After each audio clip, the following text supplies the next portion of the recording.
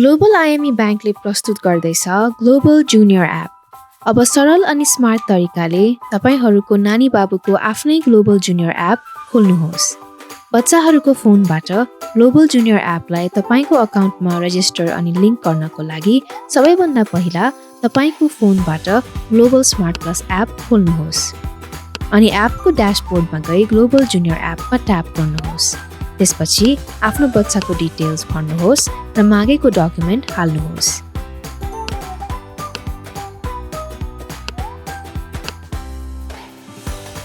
मागिएको सबै विवरण भरिसकेपछि तपाईको स्क्रिनमा युनिक क्युआर कोड जेनेरेट हुनेछ।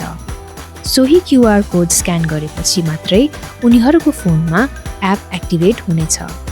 अब तपाईको नानी बाबुको एप एक्टिभेट गर्नको लागि सर्वप्रथम उनीहरूको फोनमा गई प्ले स्टोर वा एप स्टोरबाट ग्लोबल जुनियर एप डाउनलोड गर्नुहोस्।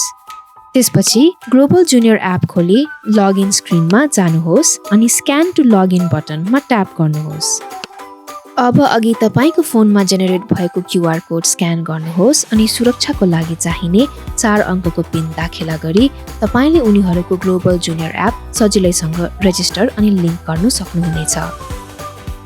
अब तपाईले नानी बाबुहरूलाई टास्क असाइन गरी टास्क कम्प्लिट गरे बापत रिवार्ड अनि हौसला दिने जस्ता थुप्रै अन्य ग्लोबल जुनियर एपको अमेजिङ फिचर्सहरूको प्रयोग गर्न सक्नुहुनेछ।